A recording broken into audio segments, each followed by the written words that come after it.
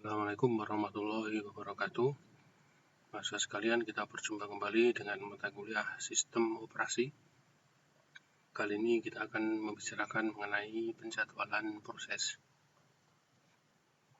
Mahasiswa sekalian, ini adalah teori dari penjadwalan proses, definisi dan sebagainya. Silakan Anda baca sendiri.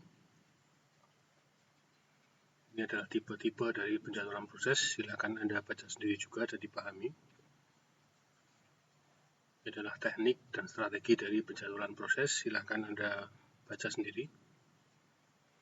Kemudian ini adalah algoritma dari penjadwalan proses yang akan kita bahas pada materi ini. Ada first in, first out, shortest job first, highest relation next, multiple feedback quest, dan sampai dengan guaranteed scheduling. Tidak akan semua tidak akan kita bahas, tapi nanti sebagian besar akan kita bahas. Mahasiswa sekalian, pada materi yang minggu-minggu lalu kita sudah membahas mengenai PCB atau program control block. Silakan Anda ingat-ingat. Di situ ada istilah proses. Nah, proses di dalam sebuah komputer ini jumlahnya sangat banyak. Ketika minta dilayani atau dieksekusi oleh prosesor, maka terjadi antrian. Yang akan kita pelajari pada penjadwalan proses adalah bagaimana prosesor mengeksekusi daripada proses-proses tersebut ketika banyak sekali antrian. Mahasiswa sekalian, yang pertama yang akan kita bahas adalah model atau algoritma FIFO. Pertama tiba, pertama dilayani. Algoritma FIFO ini mempunyai ciri-ciri adalah penjadwalan non-preemptif. Non-preemptif artinya suatu proses memperoleh waktu pemroses adalah prosesor. Suatu proses memperoleh waktu dari prosesor, maka tidak dapat diambil oleh proses lain sampai dengan selesai. Jadi ketika misalkan ada 5 buah antrian dari sebuah proses, maka ketika proses yang kedua mendapatkan pemroses atau dieksekusi, maka P2 atau proses yang kedua tersebut akan dieksekusi sampai dengan selesai. Ya, jadi ketika proses masuk ke dalam prosesor, maka sampai dengan selesai dia tidak dapat dipenggal atau tidak dapat disela oleh proses yang lain. Penjadwalan tanpa prioritas, proses diberi jatah waktu pemroses sesuai dengan urutan antrian. Ya, jadi nanti prioritas itu sesuai dengan antrian. Proses diberi jatah waktu proses berdasarkan waktu kedatangan pertama, kedua, ketiga, dan sebagainya. Begitu proses mendapat jatah waktu pemroses, proses dijalankan sampai dengan selesai. Nah, ini adalah prinsip yang pertama. Jadi begitu proses mendapatkan jatah waktu pemroses, maka akan diselesaikan sampai dengan selesai. Ini prinsip dari non-preemptif. Rata-rata waktu tunggu cukup besar. Pada algoritma ini, job-job yang membutuhkan waktu lebih lama bisa membuat job-job pendek menunggu, dan job tidak penting bisa membuat job-job penting menunggu.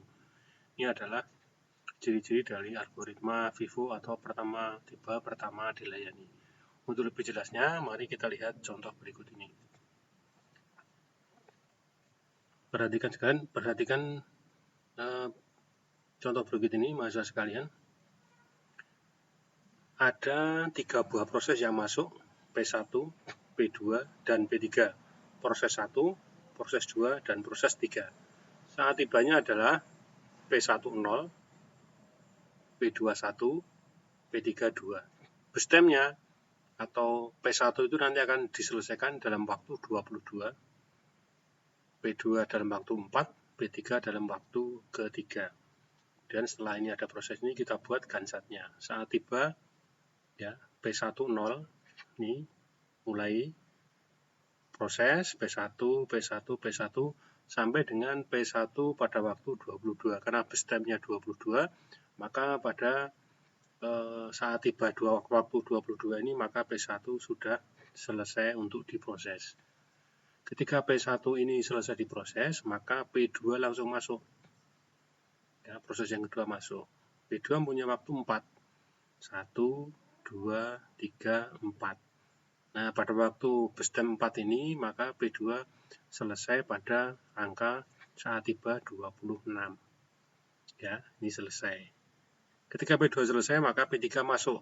Nah, P2 selesai pada waktu 26, pada waktu 26 juga P3 masuk, dan dieksekusi sebanyak 3, karena bestemnya 3. P3, P3, P3.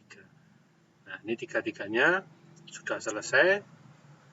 Jadi ada 3 buah proses, P1, P2, dan P3 diselesaikan dalam waktu selama 29. Setelah kita bikin Gantt-nya, maka kita bikin tabel prosesnya.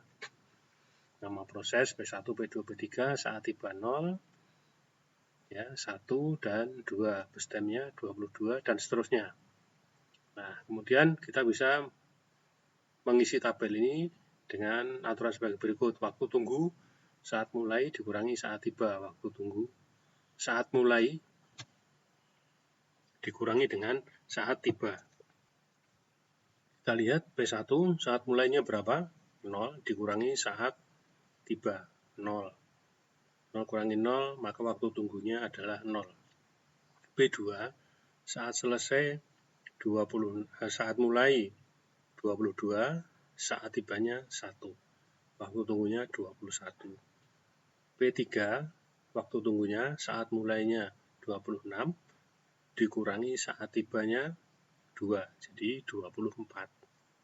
Ya, jelas. Kemudian waktu tanggap saat selesai dikurangi saat tiba. Saat selesai dikurangi saat tiba. P1 saat selesai 22 dikurangi 0 sama dengan 22 waktu tanggapnya. P2 saat selesai 26 dikurangi saat tiba 1. 26 dikurangi 1 sama dengan 25. P3 waktu tanggapnya saat selesai 29 dikurangi saat tiba 2, jadi waktu tanggapnya adalah 27. Rata-rata waktu tunggu, di sini waktu tunggunya totalnya adalah 45 dibagi 3, dibagi nama proses, dibagi jumlah prosesnya. Ya, 45 dibagi 3 sama dengan 15. Rata-rata waktu tanggap 74 dibagi jumlah prosesnya 3, jadi 74 dibagi 3 sama dengan 24,7. Hasil lain akan kita dapatkan jika waktu kedatangannya bersamaan. Ya, ini saat tibanya adalah 0, 1, dan 2, maka hasilnya akan lain jika waktu kedatangannya atau saat tibanya memiliki waktu yang bersamaan. Demikian mahasiswa sekalian untuk metode FIFO atau first in, first out. Kalau ada pertanyaan silakan kita diskusikan di grup Bila Taufiq Hidayah. Assalamualaikum warahmatullahi wabarakatuh.